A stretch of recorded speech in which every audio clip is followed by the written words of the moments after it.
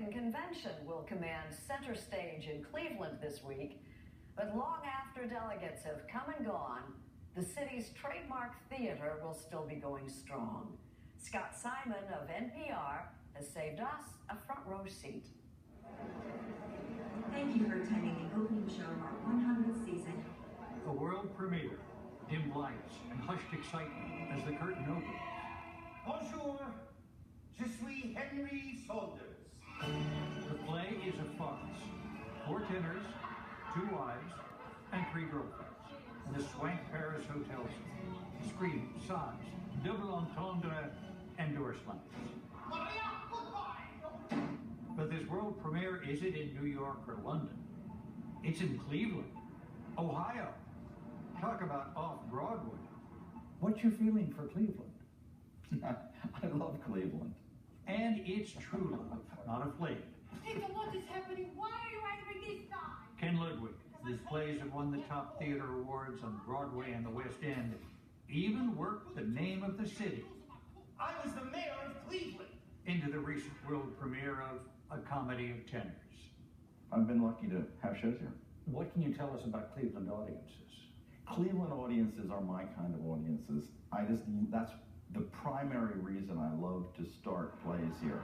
They're sophisticated, they're smart, but it's also a great cross-section of middle America. Rob McClure is one of the tenors. He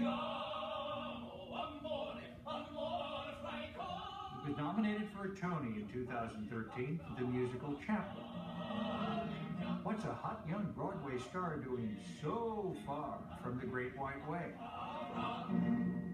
You live in New York City, but you spend very little time working in New York City as an actor. I mean, if you're lucky, you work there on occasion, but very few actors are living in New York City and not going anywhere else. We all go to where the work is, and this is one of those places. Yes. Younger. After 100 years of giving life to great works, Cleveland Playhouse received Broadway's highest honor, the 2015 Regional Theater Tony Award. It recognizes what people in Cleveland have known for a long time, but now the national spotlight is on it. Laura Kepley, the artistic director, can behold Broadway's highest honor in her theater's lobby. And they say that it's very good luck to spin it.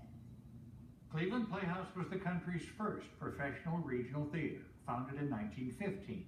That was our first sort of permanent theater home. An exhibit at the Cleveland Public Library shows a century of acclaimed productions with unknown stars who would be household names.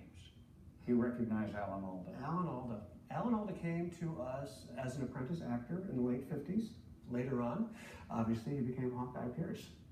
Kevin Moore is the theater's managing director. Margaret Hamilton was a school teacher here in Cleveland. She's from Shaker Heights, Ohio, and she was in our company performing in the 1920s. Moved to Hollywood, obviously became the Wicked Witch of the West, and by all accounts, just a terrific lady. Who's that little boy? That's Joel Katz, otherwise known to the world as Joel Grey. Probably about 9, I was a part of a children's theater group at the Cleveland Playhouse called the Curtain Pullers. Joel David Katz's mother took him to see a play. He found the love of his life. These kids came on stage in makeup with costumes, and my mother's right here, and I said, I want to do that. All I knew is I wanted to do it, and the Playhouse changed my life. A life that's led Joel Grey to a Tony Award, an Oscar for playing the Master of Ceremonies in Cabaret, then George M. and Wicked. A career he began as a pint-sized curtain puller. What was it like to be a little boy on stage there? I felt powerful when, as a kid, I felt like I had nothing to say in any choices. This was a place I could really bite into. 5 years ago, we renovated. A lot of theaters across the country just take a touring Broadway show out of the box, plug it in, and pull the curtains.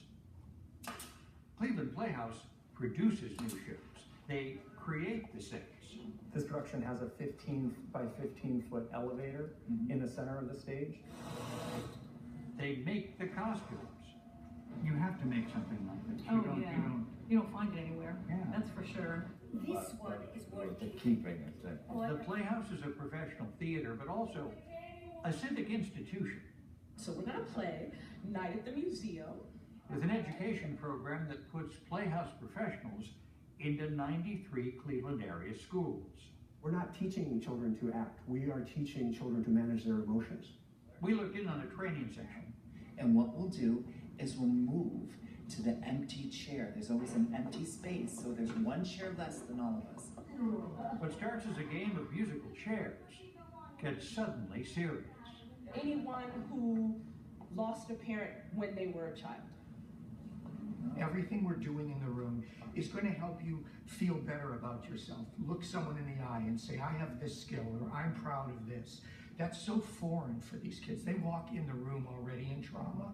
So our job is to not heighten their trauma, but to embrace it and figure out how to channel it.